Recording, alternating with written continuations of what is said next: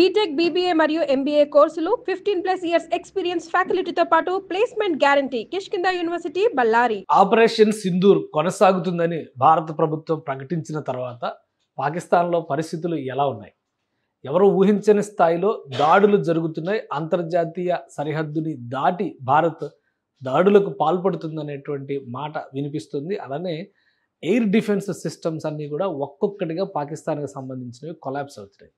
అసలు ఏం జరుగుతుంది పాకిస్తాన్ లోపల? కొన్ని దృశ్యాలు మీకు చూపిస్తాను. పాకిస్తాన్లో ప్రస్తుత పరిస్థితి, తాజా పరిస్థితి ఎలా ఉంది భారత్ రిటాలియేషన్ తర్వాత? ఎందుకంటే వరుస పెట్టి పాకిస్తాన్ జరుపుతున్నటువంటి మిసైల్ అటాక్స్, కౌంటర్ అటాక్స్, ముఖ్యంగా మిసైల్ సిస్టమ్స్ని బ్రేక్ చేసేటువంటి క్రమంలో గస్తీ తిరుగుతున్నటువంటి భారత యుద్ధ విమానాలను కూడా టార్గెట్ చేస్తూ ఏరోడ్రోమ్ సిస్టమ్స్ని ఉపయోగిస్తున్నాయి. సో ఈ సిస్టమ్స్ని కొలాబ్ చేసేటువంటి పరిస్థితుల్లో భారత సైన్యం కూడా కీలకమైనటువంటి నిర్ణయాలు తీసుకుంటుంది. ఆ క్రమంలోనే ఈ ప్రతి దాడులు వరుసగా జరుగుతున్నాయి. వాటికి సంబంధించినటువంటి కొన్ని దృశ్యాలు మనకు అందుబాటులోకి వచ్చినాయి. ఒకసారి చూద్దాం. ఇది ప్రస్తుతం రావల్పిండి సిటీలో ఉన్నటువంటి ఒక ముఖ్యమైనటువంటి ఏరియా. రావల్పిండిలో జరుగుతున్నటువంటి ప్రస్తుత దాడి తర్వాత ఉన్నటువంటి దృశ్యం. సో రావల్పిండి అనేది చాలా ముఖ్యమైనటువంటి సిటీ. మనకి అందరికీ తెలుసు, షోయబ్ అఖ్తర్ రావల్పిండి ఎక్స్ప్రెస్ అంటారు. సో క్రికెటర్గా అతని గురించి మనం ప్రస్తావించాల్సిన పరిస్థితి ఇప్పుడు అవసరం లేదు. కాకపోతే అంటే గుర్తు చేయడం కోసం చెప్తున్నాను. రావల్పిండి సిటీలో డ్రోన్ అటాక్ జరిగింది. అన్మాన్డ్ వెపన్స్ని భారత సైన్యం ఉపయోగిస్తుంది అనడానికి ఇది ఒక ఉదాహరణ. దీన్ని పట్టుకునే పాకిస్తాన్ సైన్యం కూడా భారత్ పైన వరుసపెట్టి ఆరోపణలు చేస్తుంది. ఉద్దేశపూరితంగా పౌర ప్రాంతాలపైన దాడులు జరుగుతున్నాయి. కానీ ఈ దాడులు ఎందుకు జరుగుతున్నాయి వాటిని కూడా ఒకసారి విశ్లేషిద్దాం. అది రావల్పిండిలో ఉన్నటువంటి సీనారియో. అయితే ఇది లాహోర్లో పొద్దున జరిగినటువంటి అటాక్. ఈ అటాక్లో కూడా మార్నింగ్ జరిగినటువంటి ఈ అటాక్లో లాహోర్లో ఏరోడోమ్ సిస్టమ్ మొత్తం కూడా, ఎయిర్ డిఫెన్స్ సిస్టమ్ మొత్తం కూడా నాశనమైంది. అలానే అక్కడ రావల్పిండిలో జరిగినటువంటి అటాక్లో కూడా ఎయిరో డిఫెన్స్ సిస్టమ్ మొత్తం నాశనమైంది. ఇది లాహోర్లో ఉన్నటువంటి సన్నివేశం. అయితే ఇది మరొకటి, ఇది కూడా రావల్పిండిలో జరిగినటువంటి సీన్. ఇది రావల్పిండిలో ఈరోజు క్రికెట్ మ్యాచ్ ఉంది. Pakistan super league cricket match ఉంది. పెషావర్ వర్సెస్ కరాచీ మ్యాచ్ ఉంది. సో ఆ మ్యాచ్ ఉన్న స్టేడియంకి సమీపంలోనే ఇందాక మనం చూసినటువంటి దృశ్యం. సో అక్కడ అటాక్ జరిగినటువంటి నేపథ్యంలో మ్యాచ్ని ఆపేస్తున్నారని పాకిస్తాన్ క్రికెట్ అభిమానులు ఆందోళన వ్యక్తం చేస్తున్నారు. అందరికీ తెలుసు, మన ఐపీఎల్ తరహాలోనే అక్కడ పాకిస్తాన్ సూపర్ లీగ్ అని చెప్పి ఒక క్రికెట్ మ్యాచ్ టోర్నమెంట్ నిర్వహిస్తున్నారు. అందులో ఇంగ్లాండ్ ప్లేయర్స్ కూడా పార్టిసిపేట్ చేస్తున్నారు. సో ఈ మ్యాచ్ ఆగిపోయింది. దాంతో అక్కడ ఉన్నటువంటి తాజా పరిస్థితి, తాజా సన్నివేశాలు ఇవన్నీ ప్రజలు ఆందోళన చెందుతున్నటువంటి, స్టేడియం దగ్గర ఆందోళన చెందుతూ ప్రజలు తిరుగుతున్నటువంటి వైనం ఇవన్నీ కూడా మనం చూస్తున్నాం. ఇది రావల్పిండిలో సిచ్యుయేషను. మార్నింగే లాహోర్లో ఎయిర్ డిఫెన్స్ సిస్టమ్ మొత్తం కొలాప్స్ అయింది. రావల్పిండిలో ఎయిర్ డిఫెన్స్ సిస్టమ్ మొత్తం కొలాప్స్ అయింది. మరొక ముఖ్యమైనటువంటి నగరం పైన కూడా భారత్ అటాక్ చేసింది. ఆ నగరం పేరు కూడా సియాల్కోట్. సియాల్కోట్కి సంబంధించినటువంటి దృశ్యాలు కూడా కొన్ని మన అందుబాటులో ఉన్నాయి. ఇది సియాల్కోట్లో ప్రస్తుతం ఉన్నటువంటి సన్నివేశం. సియాల్కోట్లో జరిగినటువంటి అటాక్, అక్కడ కూడా డ్రోన్ అటాక్ జరిగింది. ఇది ఒక జనావాసానికి దగ్గరగా ఉండేటువంటి ప్రదేశమే. కాకపోతే ఇక్కడ నుంచి దీని పక్కనే ఆర్మీకి సంబంధించినటువంటి కంటోన్మెంట్ ఉంది. సో వీటన్నిటిపైన కూడా అటాక్స్ వరుస పెట్టి భారత సైన్యం ఎందుకు చేస్తుంది? దీనికి ఏమైనా ప్రత్యేకమైన కారణం ఉందా? ఎందుకంటే సివిల్ ఏరియాస్ను మేము టార్గెట్ చేయబోం అనేటువంటి మాటని ప్రభుత్వం చెప్పింది, భారత ప్రభుత్వం చెప్పింది. సైన్యం కూడా దానికి తగ్గట్టుగానే లోబడి పనిచేసింది. కానీ ఇక్కడ ఎందుకు జరుగుతుంది అనేటువంటి విషయాన్ని ఒకసారి విశ్లేషిద్దాం. వరుసగా ఈ అటాక్స్ జరగడానికి ప్రధానమైనటువంటి కారణం పాకిస్తాన్ ఆర్మీ అనుసరిస్తున్నటువంటి విధానం. పాకిస్తాన్ ఆర్మీ ఇలా ఎయిర్ డిఫెన్స్ సిస్టమ్స్ని మెయింటైన్ చేయడం ద్వారా, ఈ సిస్టమ్స్ ద్వారా భారత సరిహద్దులకి, భారత్ పాకిస్తాన్ మధ్య సరిహద్దులకు సంబంధించినటువంటి అంశం చూస్తే మ్యాక్సిమం డిస్టెన్స్ 20 కిలోమీటర్లు, 25 కిలోమీటర్లు మాత్రమే ఉంది. సియాల్కోట్ లాంటివి అయితే కాశ్మీర్ అంతర్జాతీయ బార్డర్కి అతి సమీపంలో ఉండేటువంటి ప్రదేశం.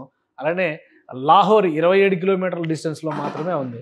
సో అక్కడ ఉపయోగిస్తున్నటువంటి పాకిస్తాన్ ఆర్మీ ఈ మిసైల్స్ని, అంటే ఏరోడోమ్ వ్యవస్థలను ఏర్పాటు చేయడం ద్వారా, ఎయిర్ డిఫెన్స్ సిస్టమ్స్ని ఏర్పాటు చేయడం ద్వారా భారత్కి సంబంధించినటువంటి డ్రోన్స్, అంటే విజిలెన్స్ డ్రోన్స్ ఉంటాయి కదా, ఎక్కడైతే నిఘా కోసం ఉపయోగిస్తారో అలాంటి డ్రోన్స్ ఎగిరినా, అలానే యుద్ధ విమానాలు గస్తీ తిరుగుతున్నా వాటిపైన అటాక్ చేసేటువంటి ప్రయత్నం జరుగుతుంది. ఇది ఆర్మీ, అక్కడ పాకిస్తాన్ ఆర్మీ ఫైర్ చేస్తున్నటువంటి సన్నివేశాలు కొన్ని సోషల్ మీడియాలో వచ్చినాయి. అధికారికంగా రిలీజ్ అయినటువంటి వాటిలో కూడా ఈ దృశ్యాలు ఉన్నాయి. సో వీటిని దృష్టిలో పెట్టుకునే ఈ అటాక్స్ని కౌంటర్ చేసేటువంటి క్రమంలో భారత్ డ్రోన్ అటాక్స్కి నిలబడింది. డ్రోన్ అటాక్స్ స్టార్ట్ చేసింది. డ్రోన్ అటాక్స్ చేసినటువంటి సందర్భంలో ఇక్కడ జరిగినటువంటి సన్నివేశం ఒకసారి ఇది కూడా చూడాలి. ఈరోజు ఉదయం రికార్డ్ అయింది, లాహోర్ పైన జరిగినటువంటి అటాక్లో రికార్డ్ అయింది. ఈ హారప్ డ్రోన్స్ని భారత సైన్యం ఉపయోగిస్తుంది. ఇజ్రాయెల్ తయారీ హారప్ డ్రోన్స్ ఇవి. ఈ డ్రోన్స్కి ఒక ప్రత్యేకత ఉంటుంది. లేజర్ గైడెడ్ మిసైల్స్ తరహాలోనే ఈ డ్రోన్స్ ఎక్కడైతే లక్ష్యాన్ని నిర్దేశిస్తారో ఆ లక్ష్యాన్ని కరెక్ట్గా అటాక్ చేయడానికి అవకాశం ఉండేటువంటి డ్రోన్స్ ఇవి. ఒక నిర్దిష్టమైనటువంటి ప్రదేశం నుంచి భారత సైన్యం టార్గెట్ను ఫిక్స్ చేసి ఈ డ్రోన్ రిలీజ్ చేసిన తర్వాత అది ఎక్కడైతే టార్గెట్ ఫిక్స్ చేసిందో దాన్ని ట్రేస్ చేసుకుని టార్గెట్ అటు ఇటు మూవ్ అయినా కానీ కొట్టేసేటువంటి అవకాశం ఉంటుంది. ఇది ఇజ్రాయెల్ డెవలప్ చేసినటువంటి ప్రత్యేకమైన టెక్నాలజీ. భారత్ పాకిస్తాన్ల మధ్య యుద్ధం వస్తే ఏం జరగవచ్చు, 1999లో జరిగిన కార్గిల్ వార్ రిపీట్ అవుతుందా అనే అంశం పైన మనం గతంలో కూడా ఒక వీడియో చేసాం. ఎట్టి పరిస్థితుల్లో ఈసారి భారతదేశం సైన్యాన్ని దింపదు, టెక్నాలజికల్ వార్ఫేర్ని మాత్రమే ఉపయోగిస్తుంది అనేటువంటి మాట చాలా క్లియర్గా చెప్పాం. దానికి తగ్గట్టుగానే ఇప్పుడు మనం చూస్తున్నదంతా అవెంజర్స్ యుద్ధ సన్నివేశాల్లా కనిపిస్తున్నటువంటి ఇండో పాకిస్తాన్ బార్డర్ సన్నివేశాలు ఇవన్నీ కూడా. సో పాకిస్తాన్ ఏ విధంగా అయితే కవ్వింపు చర్యలకు దిగుతుందో దానికి కౌంటర్ చేసేటువంటి క్రమంలో ఒక్కొక్కటిగా భారతదేశం ఈ అటాక్స్ చేస్తూ వెళ్తుంది. అన్నీ కూడా అన్మాన్డ్ డ్రోన్స్. ఇది సింగిల్ యూజ్ డ్రోన్స్ అంటారు వీటిని. డైరెక్ట్గా లక్ష్యాన్ని టార్గెట్ చేసి ఒక విధంగా ఆత్మాహుతి దళం లాగా ఆ లక్ష్యం పైన మోహరించి బ్లాస్ట్ అయిపోయేటువంటి డ్రోన్స్ అనమాట. వీటికి సంబంధించి డీటెయిల్గా మరొక వీడియో కూడా మనం చేద్దాం. కానీ ప్రస్తుతం పాకిస్తాన్లో ఉన్నటువంటి సీన్ అది చాలా ముఖ్యమైనటువంటి నగరాలు. ఉత్తర పాకిస్తాన్లో కీలకమైనటువంటి నగరాలు, మరీ ముఖ్యంగా చెప్పాలంటే పంజాబ్ ప్రావిన్స్లో ప్రధానమైనటువంటి నగరాలు ఇటు లాహోర్ కావచ్చు, సియాల్కోట్ కొంత శివారు ప్రాంతాల్లో ఉంటుంది, అలానే రావల్పిండి, ఈ మొత్తం పైన కూడా కీలకమైనటువంటి ఎయిర్ డిఫెన్స్ వ్యవస్థలన్నీ కూడా భారత్ సైన్యంతో పెట్టుకోవడం వల్ల కొలాప్స్ అయినాయి. ఇప్పుడు జరగబోయేటువంటి పరిణామాలు ఏ విధంగా ఉంటాయి పాకిస్తాన్లో అంటే, ఎయిర్ డిఫెన్స్ సిస్టమ్ లేకపోవడం వలన పాకిస్తాన్లో ఆల్రెడీ అంతర్గతంగా జరుగుతున్నటువంటి కొన్ని తిరుగుబాటు శక్తుల యుద్ధాలకు సంబంధించి, గెరిల్లా తంత్రాలకు సంబంధించి ఇప్పుడు ప్రతికూల పరిస్థితుల్ని పాకిస్తాన్ ఎదుర్కోవాల్సినటువంటి పరిస్థితి ఉంటుంది. ముఖ్యమైనటువంటి అంశం, అటు బలూచిస్తాన్ ఆర్మీ చాలా బలంగా పనిచేస్తుంది. నేరుగా తమ ప్రాంతంలోకి వచ్చినటువంటి పాకిస్తాన్ సైన్యాన్ని ఇవాళ కూడా 14 మందిని మట్టుబెట్టినట్టుగా ఒక సమాచారం వస్తుంది. సో ఇక నుంచి వాళ్ళు వేసేటువంటి క్షిపణులకి ఆపేటువంటి శక్తి పాకిస్తాన్ ఎయిర్ డిఫెన్స్ సిస్టమ్కి లేదు. కాబట్టి లాహోర్ పైన కానీ రావల్పిండి పైన కానీ ఎయిర్ డిఫెన్స్ సిస్టమ్స్ కొలాప్స్ అయిన చోట్ల తిరుగుబాటుదారులు వేసేటువంటి ఐఈడి బ్లాస్టింగ్స్ లాంటివి ట్రేస్ చేసేటువంటి అవకాశాలు చాలా తక్కువగా ఉంటాయి. అలానే క్షిపణులను ప్రయోగిస్తే కనుక పాకిస్తాన్ ఆర్మీ మరింత ఇబ్బందికరమైనటువంటి పరిస్థితులను ఎదుర్కోవాల్సి ఉంటుంది. అందుకే భారతదేశం ఎటూ కదలకుండా ఎక్కడైతే కవ్వింపు చర్యలకు దిగుతున్నారో అక్కడే ఎయిర్ డిఫెన్స్ సిస్టమ్స్ని కొలాప్స్ చేసేటువంటి పనిని ఆపరేషన్ సింధూర్లో భాగంగా 2వ రోజు కొనసాగించింది. సో దీని ప్రతిఫలం పాకిస్తాన్కి చాలా నిర్వేదమైనటువంటి స్థితిని క్రియేట్ చేసేటువంటి అవకాశం ఉంటుంది. ఇటు భారతదేశాన్ని ఎదుర్కోవడంతో పాటు అంతర్గత తిరుగుబాటులను ఏ విధంగా ఎదుర్కొంటుంది, రక్షణ వ్యవస్థలు వైఫల్యం చెందిన చోట పాకిస్తాన్ సైన్యం ఎలా నిలబడుతుంది అనేది ఇక్కడ చాలా ముఖ్యమైనటువంటి అంశం.